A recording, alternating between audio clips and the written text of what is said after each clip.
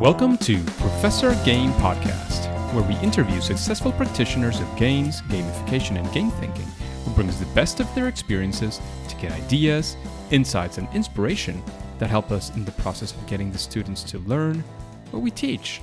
And I'm Rob Alvarez. I teach and work at IE Business School in Madrid, where we create interactive and engaging learning materials. Want to know more? Go to professorgame.com/subscribe, start on our email list, and ask me anything. So engagers, welcome to Professor Game Podcast once again, because today we have Jesper. But before we get started, Jesper, are you prepared to ignite, to engage, to go on with our listeners? Yes, definitely. Let's do this, because Jesper, you're Jesper or Jesper? I'm not sure how to pronounce that. It's Jesper, but I also respond to Jesper. Jesper. So Jesper Juul is a pioneering video game researcher and occasional game developer as well. He has a background in both literature and programming, and he has dedicated his life to taking video games seriously as a culture and art form. He has also published 4 books on MIT Press and taught at MIT, NYU, and is currently teaching at the Royal Danish Academy of Fine Arts at the School of Design in Denmark. Is there anything else that you would like to include in that intro, Jesper? I think that's good. That's good. That's great, because today we are with Jesper because of all of those reasons that you saw there. But Jesper, we want to get to know you just a little bit more personally to get in touch with you, and I'd like to know, what does being Jesper in a day like today? What does your schedule look like? What are you doing these days? Well, I'm in academia, so that's what I say these days, and I'm also the head of a master program called Visual Game and Media Design here at the Royal Danish Academy of Fine Arts School of Design. And so what my day is like is basically I face this constant onslaught of things that kind of are asking for my attention. And so I realized to kind of get any research done, I've ended up dividing the day into 2. So I do my research in the morning before I check any emails or social media. And research can then be any kind of thing, right? So I can be reading or writing or even playing games or sometimes making games, right? And then around lunch, I kind of switch. I switch to that world. I own my email program. I switch to that world of kind of organizing and hiring teachers and developing curricula and supervising students and so on. So I figured out, I realized that's the kind of way I can kind of make it work for me. I've heard about what you're saying, that I've heard it many times recently, that getting your output, so what you're going to deliver, when you're going to write, when you're going to create things, it's better to do it before you get any input, especially from social media and email, because it's like you're not in control of those things. Yeah. You can't sort of manage them. It's just what comes at you, and you make sure that what you have to do, your output, what you have to create, is something that you get done first in the morning. I've been trying to do this many times. My schedule is not always amenable to that, but I do think it's a very, very good strategy, and I love it. So thanks for that, Jesper. And of course, we always like to get into the subject as well. After understanding what are the kinds of things that you do in your day, we would also like to know of a time when you were creating something. You were either creating a game, you were doing some of your research related to games as well. One of those things, and you set out to do something, and you would not probably call it a success. In fact, you'd maybe call it a fail or a first attempt in learning. Is there any favorites in that sense, somewhere where you learned a lot or you were able to get out of it in some way that we as well as usual, what we want to do here is learn from what your experience looked like and see what we can apply as well to our lives? Yeah, definitely. So a little more than 10 years ago, this was just after Bejeweled had been really popular. So now we talk about games like kind of Candy Crush. So with some kind of colleagues, I was making a kind of casual game, sort of like a matching tile game in that style. And we had this long process. So we were working remotely. We really loved what we were doing. And then we were spending all this time testing the game on a kind of friends and family. And we kind of really felt we'd kind of hit just the right spot. It was like the right amount of feedback, and it was like somewhat innovative, and it had the kind of right difficulty curve. And then when we finally released the game, it just kind of quickly realized that actually we kind of hit somewhat wrong, right? Because all the people who were reviewing the game and writing about it on sites were actually kind of really, really, really deep into these kind of matching tile games. So we'd actually made a game that was just way too easy for them. And that was a kind of that was this kind of sobering moment, right? We really felt we'd kind of done our research and kind of done a good process, right? And so what kind of came after that for me was two things. Like, one was I wanted to understand this whole field of kind of casual games a lot better, and that actually led to my second book, the one called A Casual Revolution, because I felt it was kind of interesting that a lot of people who were playing these games were kind of really, really dedicated to them, right? Whereas there was a kind of stereotype that anybody who was playing, I guess today say like a mobile puzzle game, that these were people who weren't really kind of engaged or weren't taking it seriously, and just became clear that wasn't true. So I kind of ended up kind of writing my second book, A Casual Revolution, on the heels of that kind of disappointment. I just wanted to kind of understand like what was going on, really. And also in a way, my third book, The Art of Failure, also kind of in a way came a bit on the heels of that, because I wanted to like understand why it was so frustrating for people when they didn't fail in a game, right? So in a way, we still have this kind of intuition that we kind of dislike failing in a way, right? But it became very clear that people were really kind of angry if they never failed in a game, if it was too easy. And so you'd say that there was a kind of my personal failure here led to, in part, to those two books, because I just felt that there's just something I just didn't understand, right? And I wanted to get into it. So talk about comebacks. That's a fantastic comeback from that situation. And I know you wrote a couple of books on the heels of this, but is there any sort of key lessons that, like, if you were facing that once again, you were thinking of creating a game like that or any other game, would you say that there is something that you would do, from the onset completely different, or, a key lesson that you took from that? Yeah, sure. I mean, so one was not to get led astray by kind of stereotypes about your audience or what you heard about your audience. So it's kind of very clear that we had some assumptions about what the audience was like, also based about what people were saying at the time, like even designers and in various talks. And we were kind of be led astray by that, right? And so we weren't reaching out to the right channels, like we should have found like some kind of internet fora at the time, and it recruited some playtesters there. That would have just have given us like much, much better input, right? And then the second one also is just that I think probably we should have thought about making a team that perhaps like included more people who were like super fans of these games. I kind of like these games, but I don't think I'm not like a super fan of kind of puzzle games. And I think we should have kind of tried to expand the team more with people just like really, really into it. So I think that's a kind of mistake. And I think perhaps this is a kind of common mistake, right? Like not really figuring out what your audience is, or setting up a testing procedure where you end up reaching out to people who aren't quite your audience. And so I think these are kind of common mistakes that everybody can make. We certainly made them. Absolutely. In fact, you were talking about friends and family and close relatives and so on.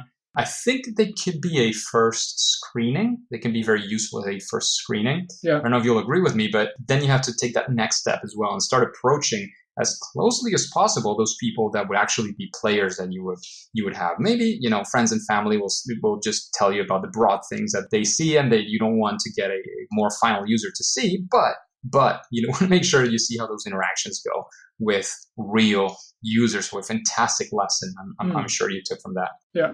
So taking a spin on this, of course, we talk about failure. You have a book on failure, a different kind of failure, of course, more related to how to games and video games. But we would like to take a spin on that and say something that you went actually to go for, and it was a success. This challenge that you went for, and you using games, your research on games, and you actually succeeded using that. And again, we want to draw some lessons, say, well, these are a couple of things that I would attribute that success to. Sure. Or a part of it, at least. Yeah. So I think perhaps to think about this in a kind of very general way, I think about my kind of own research process. So I think that my approach is probably generally that I'm a kind of humanities person. And what does that actually mean? It means I care about why people find things meaningful, right? So to me, that's always been the interesting part. Like, what is it about kind of video games or various kinds of video games that kind of people can find meaningful? And I think perhaps, at least from my own perspective, when I'm successful in my writing or in my research, it's also because I'm perhaps willing to kind of look at it rather broadly, right? There's certain things I was trained in, like typically literature, right? But I'm also kind of willing to think kind of pretty broadly about, hey, how does meaning occur? Or like what's actually going on in a given situation, or what is it that I don't know? And so I do feel like in some way, at least from my own perspective, whenever I write a book, I'm kind of a new writer. Perhaps, this kind of thing from the outside, perhaps from the outside, it all seems the same. It's possible, right? But so, for example, like in my most recent book, Handmade Pixels, one of the things I ended up writing about was what's her name? Kurt Halkett calls conspicuous production. So in a way, it's this idea that today, if you go to a coffee shop, or at least back when we could go to coffee shops, right? So there's often a kind of emphasis on this idea of the sourcing of whatever you're drinking, right? For example, so you can buy this coffee that's like single origin, and this is comes from a very specific point and place in the world, or you could go to restaurants which would specify in kind of great detail like where every ingredient came from, right? So there's this I don't know if there's this Portlandia episode where they go to a restaurant and want to hear about where the chicken was raised, how it grew up, and all this kind of stuff. So I think this is definitely the kind of thing. What school they went to as well, right? Yeah, exactly. So this is definitely but this is definitely a thing in culture, right? This idea of that something becomes kind of authentic or real or valuable because you know where it's from or who made it, or this idea of like the artisanal gin or artisanal chocolate or whatever. And I thought it was really interesting for me when I was thinking about independent games to see that, well, actually that those were the kind of things that were popping up in independent games. So a lot of independent games have this story about how the game was made. It has a story. Somebody had this kind of burning passion and they dropped out of the university and lived on noodles for a very long time. Or there's a Danish game that has a story about how once they graduated, they actually slept at the university illegally for many months just to be able to make that game, right? So that's, I think that's become a kind of common trope, right? So you hear this story about how the game was made, right? And I think you can also see it in the visuals of a lot of independent games that often, in a way, try to go away from kind of quote unquote like photorealistic kind of 3D graphics and do things that looks at a kind of hand drawn or handmade in some way, right? So it becomes a way also to use the graphics to kind of give this feeling that this is actually a game that comes from somewhere, that somebody actually made because they kind of really kind of felt like it. And I think to me, perhaps that's also been interesting, like over the years to be able to think about the different kind of sources of meaning that people find. Like, why do people find like this kind of hand-drawn game valuable? Well, of course, it ties into some other cultural things that are going on at the time. And so I think perhaps, at least in my own mind, like when I'm when I'm successful in my research, it's also because I'm kind of willing to think about it in different ways and not just to say like think about the ways I was trained when I was studying myself. Absolutely. Sounds super interesting, and I would say definitely that was a big success. And we can get to talk a bit more about your book, but before we do that, I'd like to know if you have some sort of, again, when you're maybe you said you're an occasional game developer, maybe when you're creating games, maybe when you're creating, maybe it could even be about research. So when you think about these things, do you have, well, research is, in general tends to have a lot of method involved and it's a bit standardized, but is there any sort of process that you follow when you're doing your thing, when you're creating these games or figuring out new ideas of what to research? Like, how do you do this? We would like to get sort of in your mind for. Yeah, I mean, I'm still kind of influenced by what several people wrote about, like Tracy Fullerton or like Robin Hunicke. This idea of designing for a kind of experience, right? Because I think it's still very easy when you're making games to just start with a genre or start with a game type or even start with what the tool wants you to do, right? So clearly both kind of Unreal and Unity, they kind of want you to make kind of 3D shooters, or at the very least, they want you to make games involving like a character walking in a 3D world, right? And I think I always think this idea of like designing for experience instead, like starting with that experience, like what is this game supposed to do? Like what's the experience the player is supposed to have, and start with that, then work your way backwards. I still think that's kind of really, really important. And it can also do so be when I'm kind of supervising students. So, for example, last year we had this collaboration where we had 20 students from Parsons School of Design in New York came here in Copenhagen, and then we worked with the National Gallery to look at ways to engage the audience in a different way, right?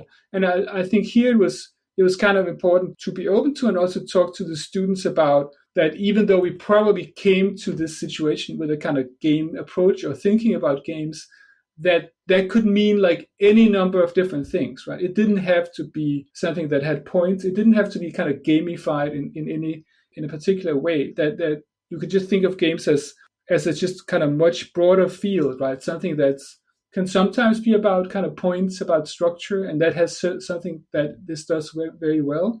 But sometimes it's about something else, right? Sometimes it might be about like taking on a kind of particular role or kind of role playing. So some of the students, for example, did this project, which was much more about actually kind of picking up a card. Or let me explain actually. So the National Gallery is kind of an arts museum, right?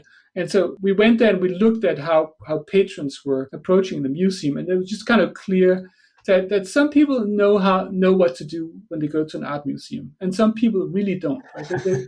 They're really unsure what to do when they come in, and they actually really would like you to help them, right? And then what some of the students did was this thing which was actually more about a kind of role-playing exercise where you got a mask and a card, and then you had to like kind of do something. You had to like approach certain artworks in a particular way and look at them as some artworks in one way, or go somewhere else and think about it in a specific way. And I thought that was super interesting because it's not a game in its traditional points like sense, right? But it takes that kind of role playing element from games and helps people like kind of see things in artwork even if they're not used to it. So I think to me that's kind of super interesting, right? And then sometimes you do need to do something that's kind of super kind of point driven and so on. But just this idea that to remember also that games can be kind of many, many, many different things. It doesn't have to be like this one structure, that it's just really broad, right?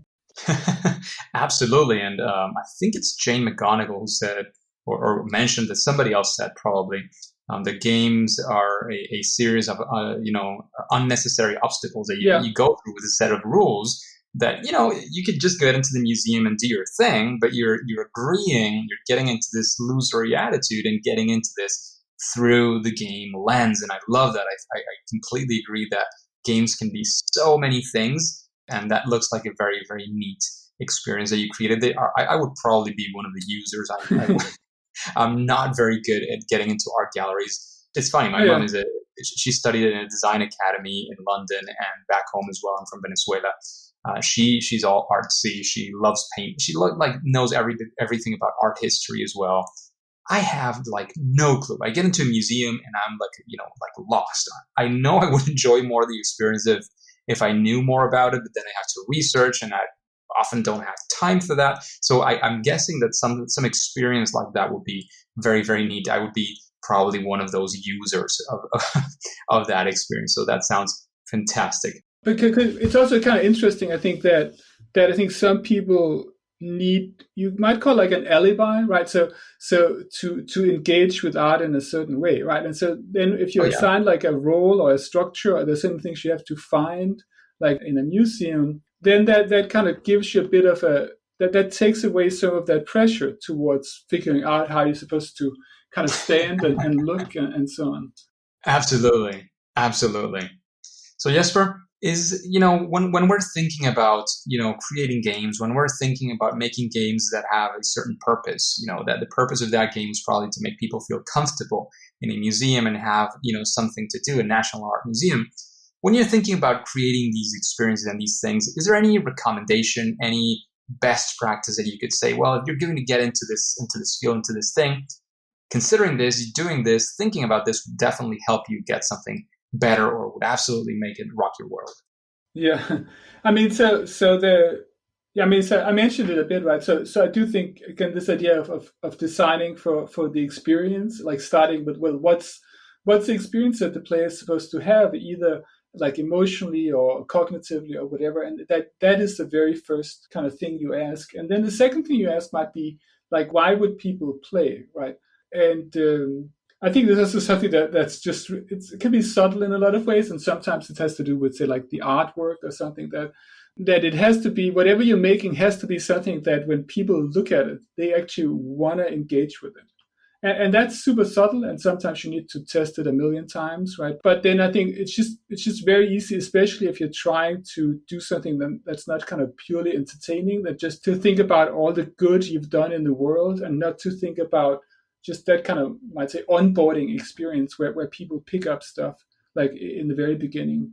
And also, I think if you want to kind of go even broader, there's this Sabrina Koliba, who used to be at Shell Games, has published this thing called the Transformational Framework. I don't know if you're aware of this.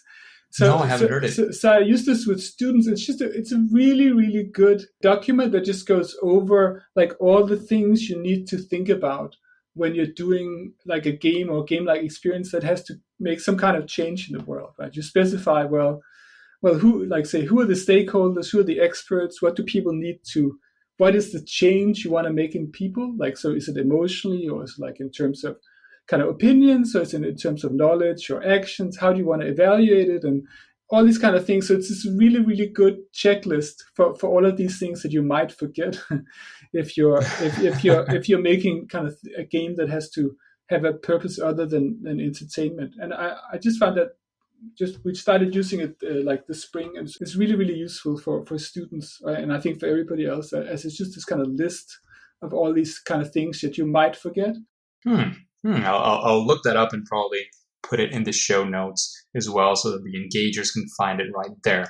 And Jesper, I think it is a fantastic recommendation, something that like most people can just access and do that. And I would like also to have a recommendation from you, like listening to these questions to now you know a bit more about the audience as well. Is there somebody that you would like to listen to, like another guest like yourself, that you would like to listen to in an episode like this one in Professor Game?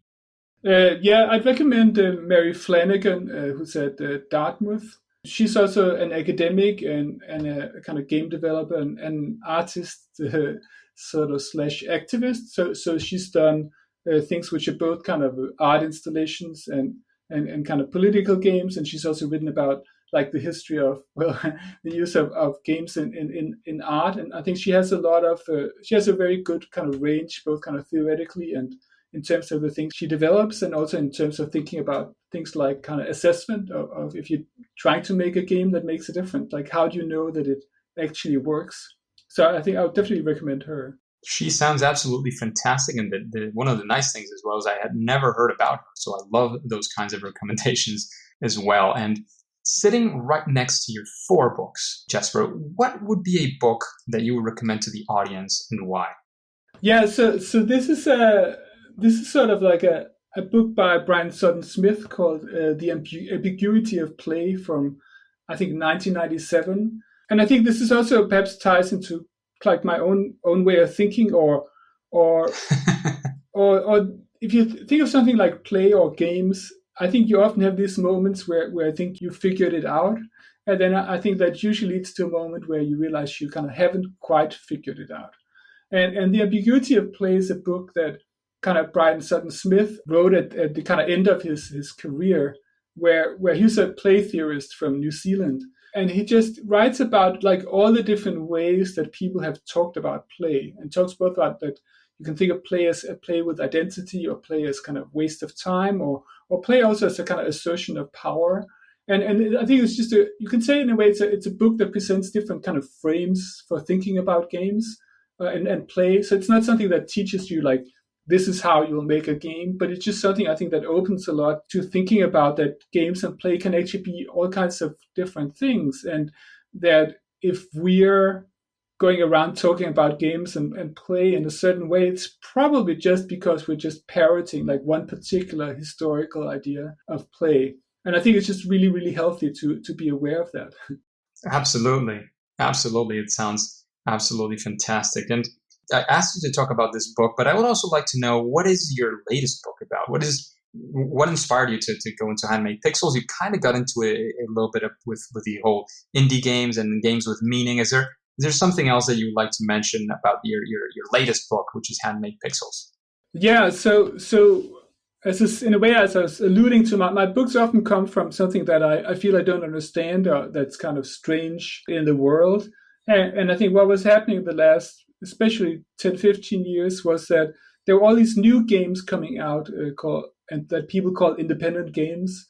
And people were just both kind of really adamant that this was really important. And it was clear that something was happening. You had new kind of festivals, and like Independent Game Festival or Indiecade. But people were also really disagreeing about what they kind of really were. They were often very different games. And then what I said, I just simply sat down also with an assistant and just did the work of looking at how all of those festivals had kind of awarded games from roughly like 1999 to 2018 for 20 years. And to also say that, well, it was interesting to me to figure out like where did independent games come from, like, or what was it, right? And so then it became kind of clear that it was an idea that people really started talking about around like 1999. And that was kind of funny, right? Because obviously people had been making small games back in the 1980s and so on. But then when I sort of kind of came back and looked over the history, then it became clear that people in the 1980s, they would never use a word like independent for themselves. But they were just making video games in any way they could. And if it had a small budget, it was just because they didn't have any more money, right? And then it's interesting, then it's around 1999, you start having this other idea that independent games is something that reacts to a bigger industry. Of course, it's because the video game industry has become so consolidated that this felt like you could do something that felt alternative in some way, right? And then I write about like, then it takes a while for people to figure out what that is, right? You start having independent game festivals. And then in the beginning, people are just making small versions or demos of regular AAA games. So it takes around like 5 or 6 years before people actually start making something that actually looks different from what the big budget games of the day. And I just thought it was kind of super interesting. It's just super interesting to kind of go back and look at that kind of history, and then to see that, okay, today I think we probably have a kind of shift where I talked about, in a way, 3 different kinds of independence, right? One is what we talk about usually, like financial independence, this idea that you're making it on your own dime or whatever. And then I talk about that if aesthetic independence, that you're making a game that actually feels or looks different than other games or than mainstream games. And then the final kind of phase is what I talk about as kind of cultural independence, like when you make a game where you're claiming that it has a kind of a broader value, right? It could be kind of political. It could also be other things, that here's a game that's actually making some kind of difference, right? So I think a recent game is a game called NeoCab, where you are kind of an Uber driver sometime in the near future, but where you're just about to be replaced by like autonomous vehicles, right? And it's just about being in that position, right? And I thought it's kind of interesting game. It kind of comments on all kinds of things about kind of precarious work and the gig economy and so on. So that's an example of a game that's for example kind of culturally independent.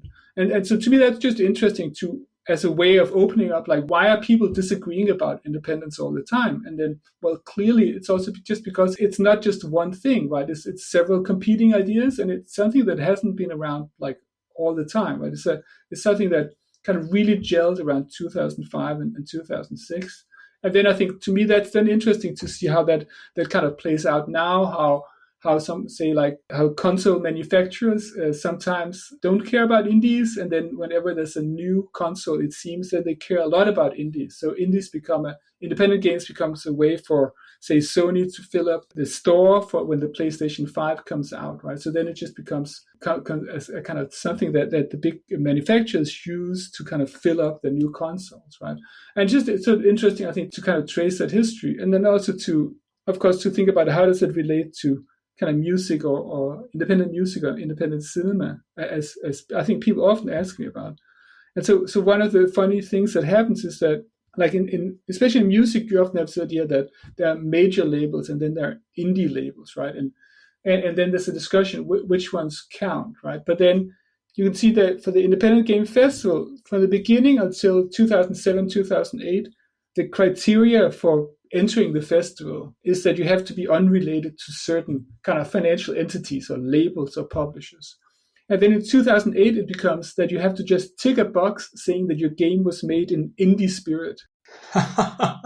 Well, things have changed. That's part of life, I guess. And you could call it an evolution. Some people like it more, some people will like it less. And it is, as you say, it kind of is what it is, right? Yeah, but there was also, I think, that independent games, that you had some independent games that became really financially successful. And then it also, you could say that's also kind of funny switch here. Then independence becomes a state of mind, right? It becomes a spiritual thing, almost rather than a financial thing. And I think even later, I think that's perhaps discussion in the community of that they don't want to define independent games. It's just something that say like the jury of a festival decides from year to year what feels kind of independent, right? And you can also say that there's a shift from kind of independence as being like the auteur or the kind of romantic artist making a game by themselves to now you have much more of an idea of the games are made by kind of groups or kind of communities. And I think, what does that mean? Well, what it means is also just that I think everybody loves the word independence. It has this kind of really cool kind of ring to it. But also that this is not just one thing you can sprinkle on anything, right? So when people started making independent games in the early 2000s, what happens is just that there's all these cultural ideas from that particular time that goes into independent games, right? It's not just a copy of independent music from the 1980s. It's actually something else, right? Absolutely. And to me, that's just also just interesting. And then you can think about how does that go all the way down to say how people use Unity or make their own kind of Flash engines or whatever, right? So to think about that, like how do very small design or even technical design decisions actually connect to very large cultural trends? It is very interesting and definitely a very good reason as well to go and grab Handmade pixels. Yeah. So, Jesper, what would you say when creating games, when researching games, what would you say is your superpower, your sweet spot, that thing that you do great? And I think you've given us some clues as well. What would you say is that thing? Yeah, I would say to the extent that I have a superpower, I can delay making up my mind for a very long time. So also say both when I'm kind of researching or making things, I can take a very long. I'm fine with waiting a very, very long time before I kind of commit to any, say, like way of structuring a book or any kind of gameplay or anything like that. So I'd say that's the thing I'm best at. Of course, it works better if nobody's waiting for me, of course. But yeah, but I think that's that. Also, I'm not so wedded, I think, to one way of looking at games or writing, and I'm not so wedded to kind of one kind of game structure. I'm kind of fairly agnostic in many ways. I hope you are independent. Yes, definitely. yeah. Absolutely. And that is a superpower for sure. And I know from, the research that you do, you've also talked a little bit about this, that you've probably played quite a few games. And this question might come in an interesting sense as well, because we would like to know what is, in your case, and according, of course, to your likes, what would you say is your favorite game?